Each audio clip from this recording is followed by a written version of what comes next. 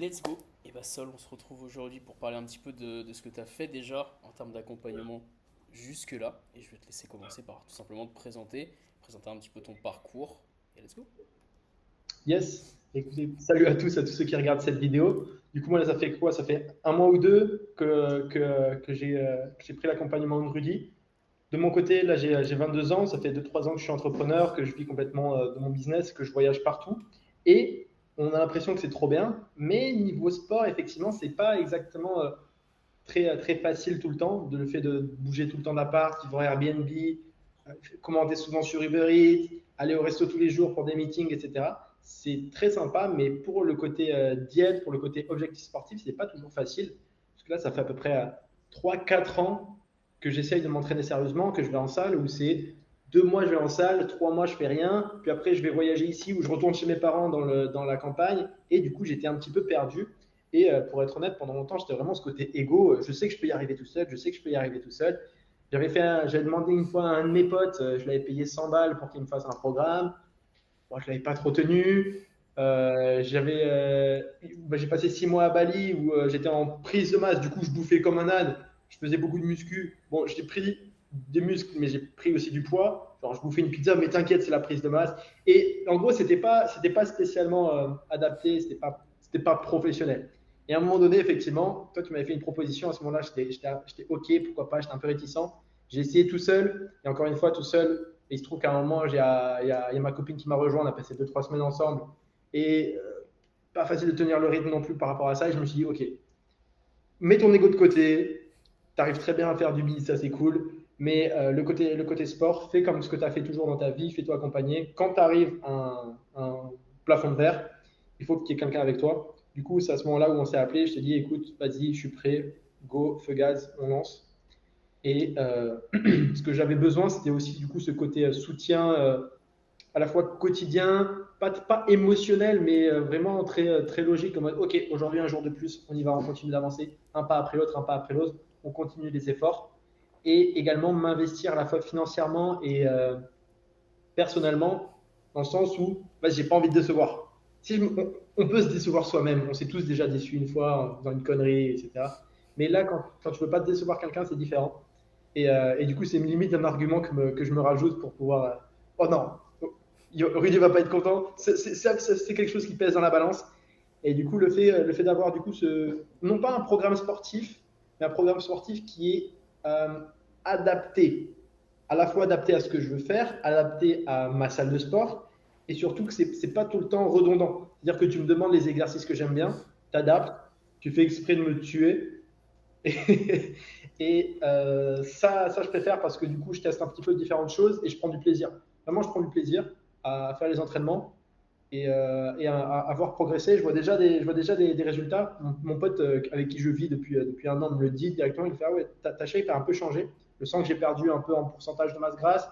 Je vois un petit peu plus, je suis un petit peu plus dessiné. Ça se perd, enfin 5-10 kilos, ça se perd pas comme ça non plus. C'est des efforts. Mais effectivement, je vois vraiment que le rythme et j'ai mis ça en plus dans ma vie, que ça devient une habitude petit à petit en plus, quoi. Hmm, carrément. Carrément, ouais, je me rappelle, on s'était appelé déjà, de toute façon, il y a quelques mois ouais, avant qu'on commence ensemble. En Effectivement, avril. t'avais déjà envisagé le truc, mais t'avais le côté, ouais, comme on a tous envie de tester un peu solo. On se dit, vas-y, casse les couilles quand même, autant le faire solo. C'était quoi à ce moment-là, toi, finalement, qui t'a posé le plus problème en fait? C'est quoi qui a empêché que tu arrives à le faire solo? C'était quoi la plus grosse difficulté que tu avais?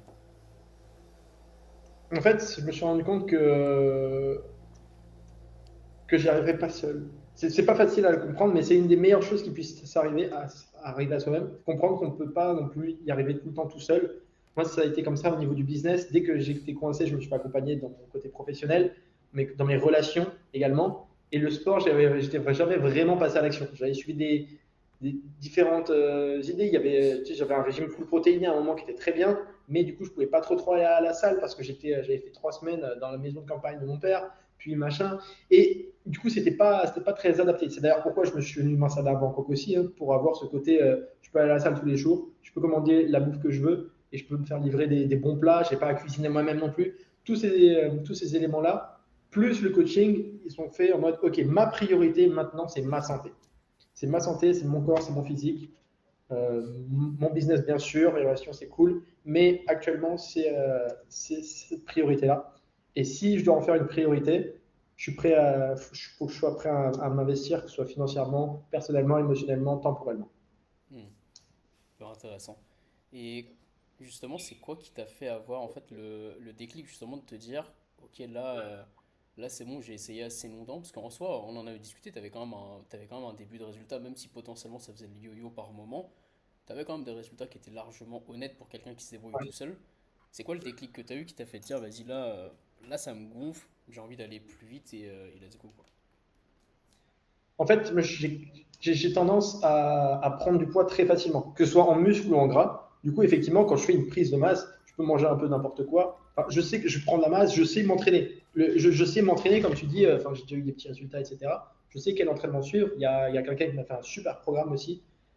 Franchement, j'ai bien pris par rapport à ça. Et c'est pas une question d'entraînement. Je peux aller à la salle tous les jours, ça fait partie de ma routine, mais c'est plutôt sur l'aspect perte de poids où en fait j'ai jamais vraiment, enfin comme je dis, moi j'ai jamais vraiment été sec, j'ai jamais vraiment vu mes abdos, j'ai toujours été tanké, voire même un petit peu grassouillé. Et il y a aussi, tu sais, toutes ces remarques qu'on se prend parfois dans notre vie qui restent malgré tout. Et enfin moi je sais que je suis le sixième d'une famille de sept et avec mes grands frères, etc. C'est un peu dans la brimade, dans les blagues, etc. Et moi, j'étais tout le temps un peu en mode oh, dodu, dodu. Et au bout d'un moment, tu vois, niveau côté ego, ça fait un peu chier. Et on se dit, bon, je vais essayer d'y arriver tout seul. J'ai pris de la masse tout seul, c'est cool. Et pour la côté perte de poids, bah, malgré tout, vu que je suis un mangeur et que j'ai beaucoup d'opportunités, parce que je vais beaucoup au resto, je commande beaucoup, il y a ce côté émotionnel qui prend le dessus et qui parfois, j'arrive pas à être solide en fait. Je suis pas solide là-dessus, je suis pas honnête, je suis pas bon, je suis un lâche par rapport à ça, je suis pas mes engagements. Et du coup, quand je me suis rendu compte en toute honnêteté, ok, tu déconnes. Tu as essayé tout seul, ça fait longtemps que tu essayes tout seul, tu déconnes. Maintenant, prends-toi au sérieux pour de vrai et fais ce que ferait le Sol 2.0. Le Sol 2.0, il se ferait accompagner, il se ferait ça de manière professionnelle. Et vu qu'on se connaissait avant, ça faisait 2-3 ans qu'on discutait par rapport à ça, je me suis dit que tu étais la meilleure personne pour ça. Et comme tu m'as bien relancé plusieurs fois et que toi aussi, tu poussais bien, je me suis dit, ok, c'est que lui aussi, je suppose qu'il a envie de bosser ou que son produit est Hmm, bon, donc let's go.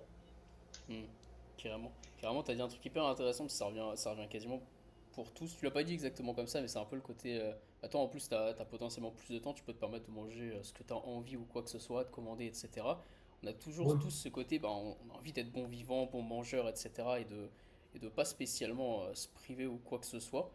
Vis-à-vis de ça, là, depuis que tu as commencé à avoir des résultats, tu as commencé à perdre du gras, tu t'entraînes mieux. Tu te sens comment justement vis-à-vis de ça et vis-à-vis de manger? Tu te sens restreint, tu as l'impression de bouffer que des brocolis ou tu vis comment là actuellement? Pour être honnête, sur le coup, pendant le repas, ça me fait un peu chier. J'ai l'impression de me. En fait, disons que je vis avec mon pote qui, lui, arrive galère à prendre du poids et mange comme un oiseau. Et moi, je mange comme un buffle et je galère à en perdre. Du coup, lui, il me dit que j'ai de la chance parce que je peux bouffer 3000-4000 calories par jour, je les sens pas passer.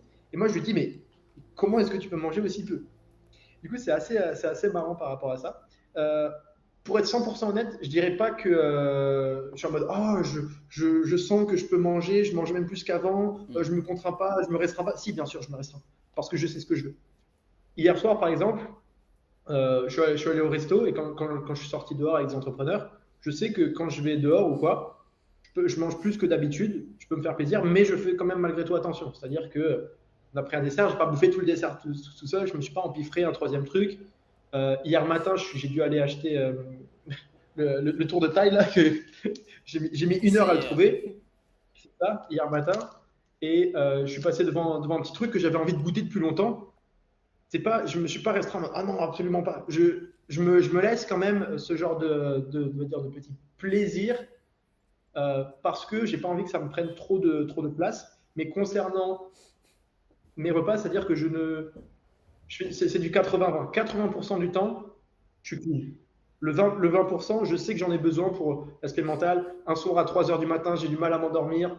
Bon, vas-y, je me commande un petit truc à manger. C'est pas grave. Le faire une fois, c'est pas grave. Le faire tous les jours, c'est pas bon. Et c'est là où, en fait, au moment où je le faisais tous les jours, que je me suis dit, non, en fait, tu dis que tu t'entraînes, tu dis que, en fait, tu te dis, un mec qui fait du sport, mais tes actions ne sont pas en corrélation. Aujourd'hui, je trouve ça complètement différent. Donc, c'est plutôt un 80-20. 80% du temps, je mange bien. 20% du temps, je mange pas bien.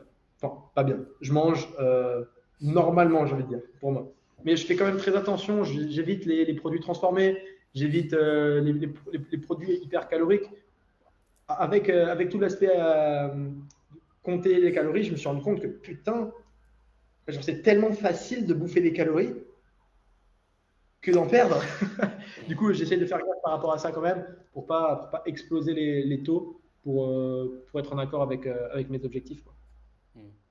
Mais c'est ça qui est hyper intéressant avec ton profil, c'est que tu vas, vu que tu es entrepreneur, tu as un peu le même profil que tous les mecs qui vont être commerciaux, qui vont passer leur temps en repas d'affaires, machin et tout. En fait, effectivement, il y a plein de moments où tu vas sortir du truc et potentiellement tu vas pouvoir faire monter les calories, mais une fois que tu as compris le truc, bah, en fait, même toi, tu vas t'as remarqué que c'est pas la fin du monde si de temps en temps tu sors du cadre. Ou potentiellement, en fait, tu peux te permettre d'aller à l'extérieur et de quand même atteindre tes calories ou quoi que ce soit, à partir du moment où tu as juste compris le truc et que tu as compris juste comment ça fonctionne et comment réguler le truc.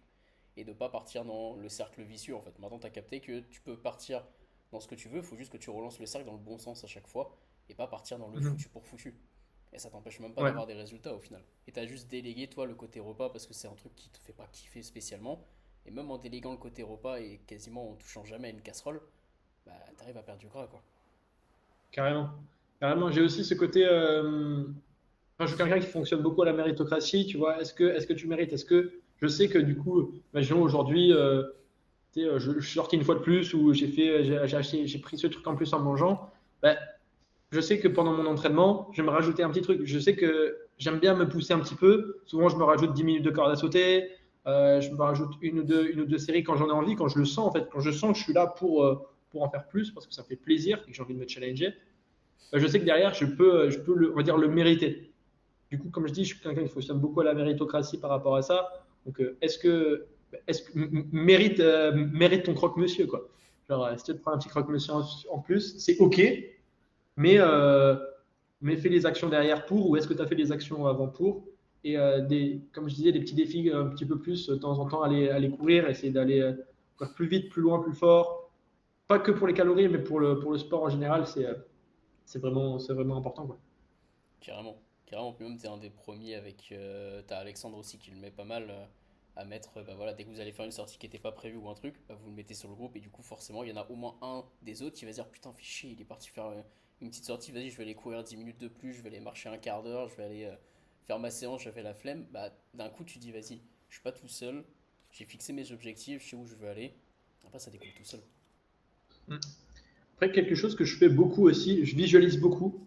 C'est-à-dire que en ce moment, je le fais beaucoup dans mon business ou dans ma carrière professionnelle. Je commence à le faire aussi sur le côté physique. Quand tu vois le physique de quelqu'un enfin, qui est là où tu veux être, tu dis. Au début, on a un peu ce côté oh putain, comment est-ce que je peux faire pareil? Oh putain, c'est un bâtard. Oh putain, je suis jaloux. Là, je me dis non, un jour, ce sera toi. Peut-être pas demain, peut-être pas dans un mois, peut-être pas dans un an, peut-être pas dans 5 ans, si tu fais le con. Mais un jour, oui. Pareil, pareil dans ma carrière, tu vois. Ok, pour l'instant, tu n'as peut-être pas atteint ce résultat-là, mais un jour, tu y arriveras. Si tu continues à faire ces actions-là jour après jour, et je vois vraiment ça, je pense, comme une courbe exponentielle, quoi.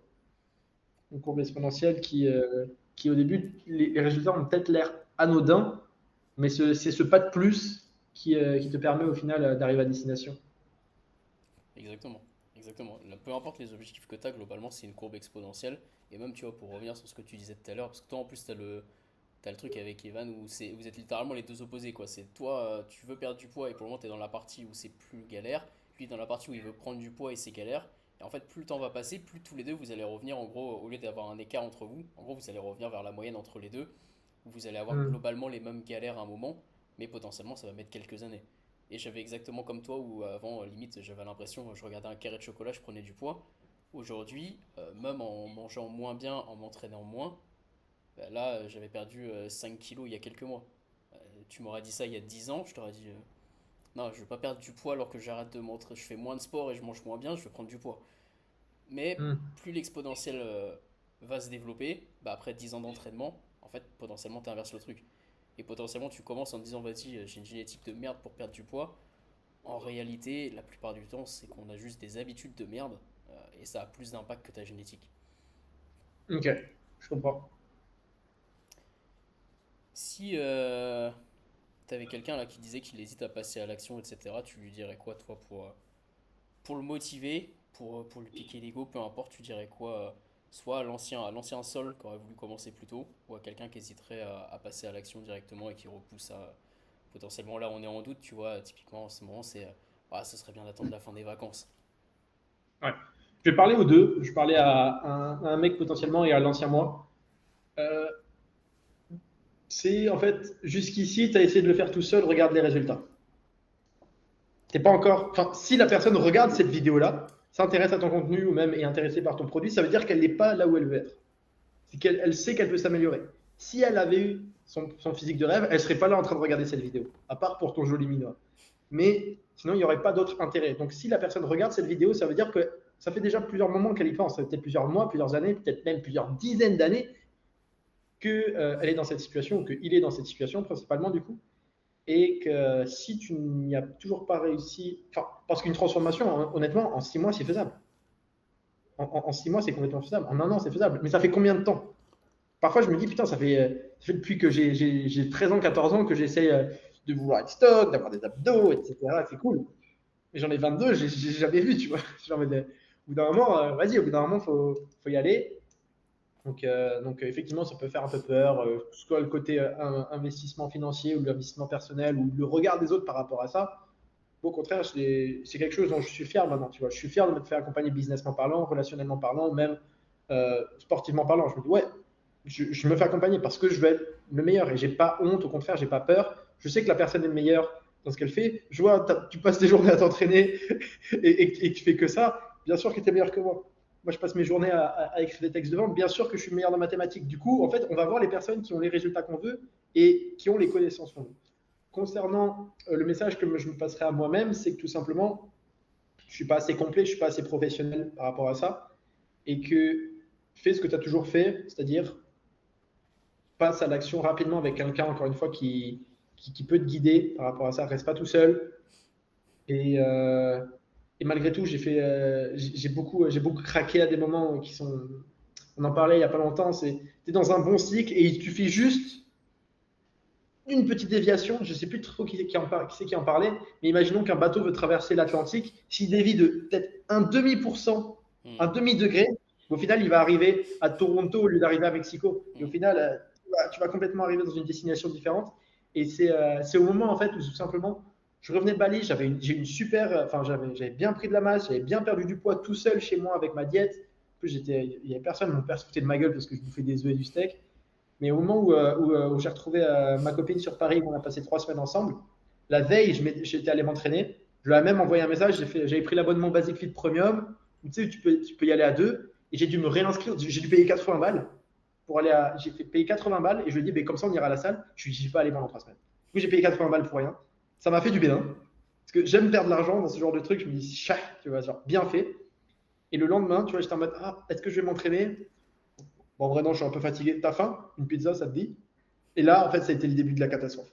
Parce que derrière, bah, je me prenais des petits Coca Zéro. Ça va, c'est Coca Zéro. Mais malgré tout, c'est ce côté-là, tu vois. Puis après, je me souviens d'un tacos à 1h du mat. Puis quand tu es souvent avec une fille et que tu es un bon mangeur, elle qui a un appétit d'oiseau, tu finis son assiette. C'est ça, je me souviens au moment où on s'est appelé, le jour d'avant ou le jour d'après, ou je sais plus quoi, où j'étais sorti avec Evan, j'avais bu un peu d'alcool et je me dis putain, en plus c'est le pire truc niveau calories. Genre un verre d'alcool, tu as autant de calories que dans un burger limite quoi. Donc c'est ce côté culpabilité.